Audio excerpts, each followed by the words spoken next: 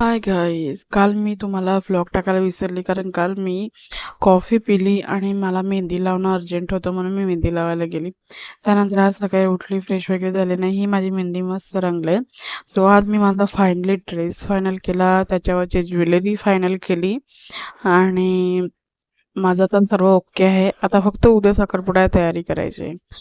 आणि हे आमचे पिल्लं दोघं जिकडे फॅन लावेल तिकडे हे येऊन झोपतात.